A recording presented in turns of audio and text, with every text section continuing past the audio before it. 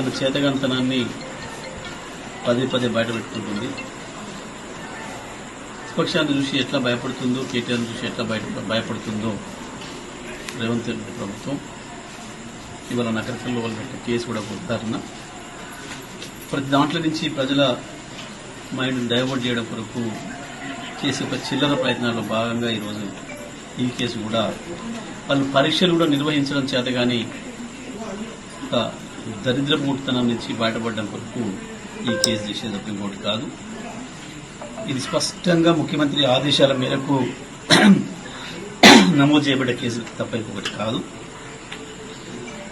దిలీప్ పైన కానీ కేటీఆర్ గారి పైన కానీ ఆ పెట్టిన కేసు దాన్ని చూస్తే అది నవ్వుకుంటారు ఎవరైనా, జడ్జిలతో సహా. ఎంత హాస్యాస్పదంగా ఉంటుందో. దిలీప్ కానీ కేటీఆర్ గారు కానీ ఇద్దరు కూడా అరెస్ట్ అయిన వార్త వచ్చిన తర్వాతనే, ఆ నేరస్తులు ఎవరో ప్రభుత్వమే చూపించిన తర్వాతనే, పోలీస్ శాఖ చూపించిన తర్వాతనే వెంటనే దీనిపైన విచారణ చేయండి, దోషులపైన చర్యలు తీసుకోండి, పరీక్షలు సక్రమంగా నిర్వహించండి అని చెప్పారు. అందులో రేవంత్ రెడ్డి నోట్ల నుంచి వచ్చే బూతు ఒక్కటి కూడా లేదు, అసభ్య పదజాలం అసలు లేదు, ఎవరినో కించపరిచేది దాంట్లో ఏమాత్రం కూడా లేదు. ప్రభుత్వాన్ని డిమాండ్ చేసింది, పరీక్షలు మనం నేర్చుకోండి, పిల్లల భవిష్యత్తుతోనే ఆడుకోకండి, ఇది మీ మద్దతుతోనే, మీ ప్రభుత్వంలో ఉండే పెద్దల అండతోనే జరుగుతున్నటువంటివి అనే విషయాన్ని స్పష్టంగా ప్రభుత్వం దృష్టికి తీసుకురాదలుచుకున్నారు. కానీ వాళ్ళ ఆగమేఘాల మీద దాదాపు పిటిషన్ రాకముందే ఎఫ్ఐఆర్ రెడీ చేసి పెట్టుకున్నట్టున్నారు.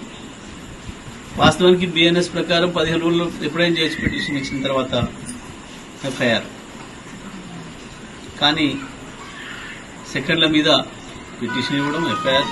పైగా ఇక్కడున్న ఈ చోట నాయకుడు ఎవరో కేటీఆర్ గారికి తెలుసట, ఆల్రెడీ వారి సామాజిక వర్గం ఏందో కూడా తెలుసట. ఇది ఇంకా చాలా ఆశ్చర్యంగా ఉంది. అంటే ఇది ఏంది, ప్రభుత్వం తన అసమర్థతను, తన చేతకంతనాన్ని బయట పెట్టకుండా ఉండడం కొరకు ఏదో భయపెట్టించి రాజ్యం చేస్తామనే ఒక మూర్ఖ ప్రయత్నం. ఇదే సందర్భంలో పేపర్లు లీక్ అయిన విషయం చర్చకు రాకుండా ఉండాలంటే ఇటువంటిది ఏదో జరగాలి ఇంకొకటి అని చెప్పి ఒక చిల్లర ఎత్తుగడలో భాగంగా చేసే కేసు తప్ప ఇది ఇంకోటి కాదు. నల్గొండ జిల్లా ఎస్పీ మీరు సమాధానం చెప్పాల్సి ఉంటుంది. ఏ రకంగా ఎఫ్ఐఆర్ నమోదు చేసిండ్రో, ఎట్లా చేసి వచ్చినా ప్రభుత్వమే పిటిషన్ తయారు చేసి ముఖ్యమంత్రి గారి ఆఫీస్ నుంచి కాంప్లైంట్ తయారు చేసి పంపించి సెకండ్ల మీద హడావుడిగా కేసులు పెడుతున్నారు. అదే లీకేజ్ కేసులో, పేపర్ లీకేజ్ కేసులో నిందితుల్ని పట్టుకోవడానికి, నిందితులను బయట పెట్టడానికి చాలా రోజులు పట్టింది వీళ్ళకి.